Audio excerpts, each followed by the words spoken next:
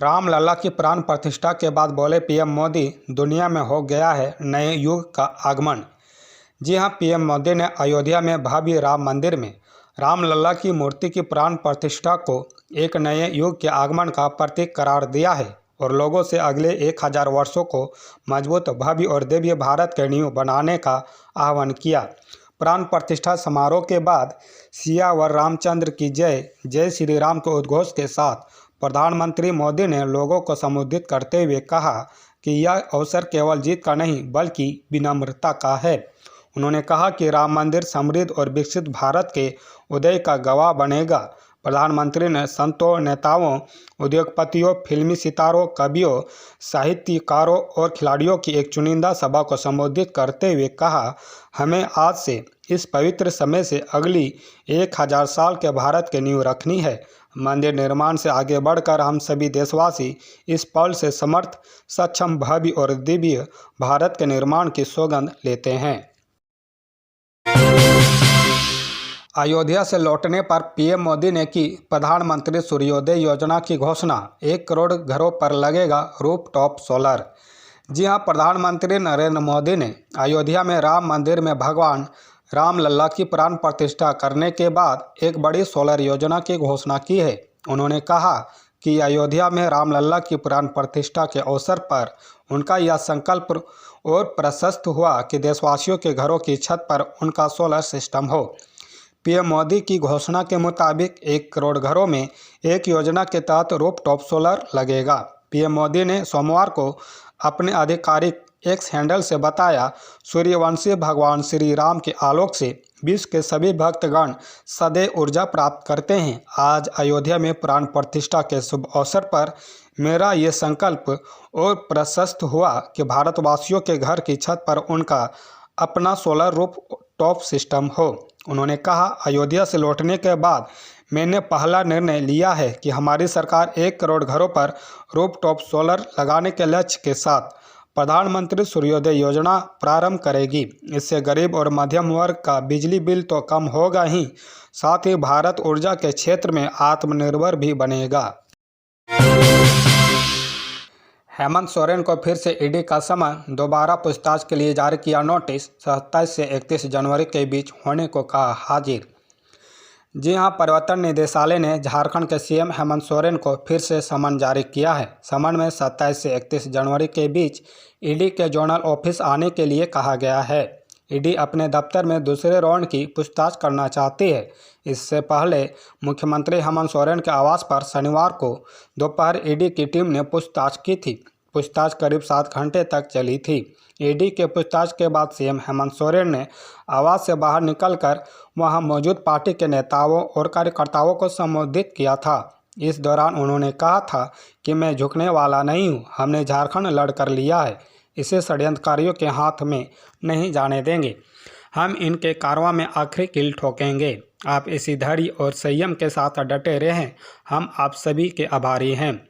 ED की team ने हेमंत सोरेन से कई सवाल पूछे थे और अलग अलग बिंदुओं पर जानकारी मांगी थी। ईडी की टीम खाने पीने के सामान के साथ सीएम आवास के अंदर गई थी। सूत्रों के मुताबिक इस दौरान ईडी करीब 100 सवालों के लिस्ट के साथ सीएम हेमंत सोरेन के सामने पहुंची थी।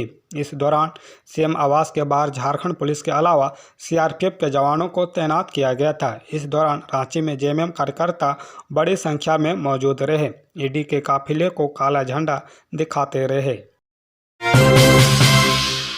साइबर फ्रॉड के शिकार लोगों के पैसे की वापसी को एसओपी करे प्रस्तुत, हाईकोर्ट। जी हां, झारखंड हाईकोर्ट ने साइबर फ्रॉड के शिकार लोगों के पैसे की वापसी मामले में कोर्ट के स्वतः संज्ञान पर सोमवार को सुनवाई की। हाईकोर्ट के acting chief justice S Chandrashekhar की अध्यक्षता वाली खंडपीठ ने केंद्र सरकार को साइबर फ्रॉड के शिकार लोगों के पैसे की वापसी के संबंध में स्टैंडर्ड ऑपरेटिंग प्रोसीजर प्रस्तुत करने का निर्देश दिया। इससे पहले Indian cyber crime coordination centre के एसीपी जितेंद्र सिंह की ओर से कोर्ट को बताया गया कि साइबर फ्रॉड के शिकार लोगों के पैसे वापसी को लेकर एसओपी बनाने की प्रक्रिया जारी है। अगले सप्ताह भी केंद्र सरकार के स्तर पर एक बैठक होनी है। इसके बाद फाइनल एसओपी तैयार कर ली जाएगी।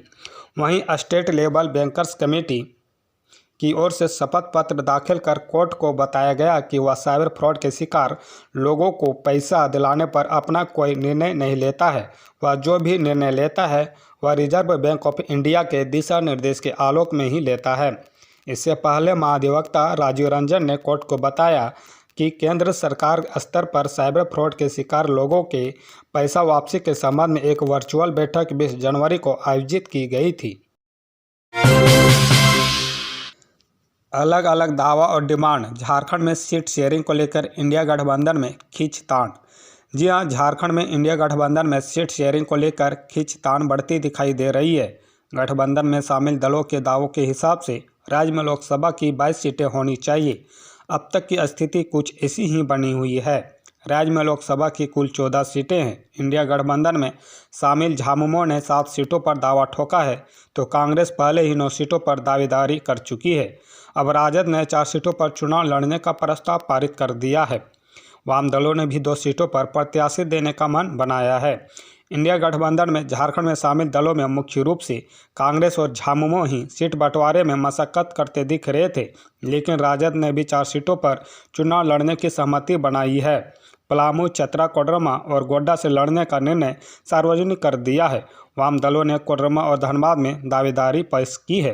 भाकपा माले कोडरमा छोड़ने को तैयार नहीं दिख रहा। झामुमो की दावेदारी राजमहल, दुमका, चाईबासा, जमशेदपुर, लोहरदगा, कोडरमा, गिरिडीह सीटों पर है।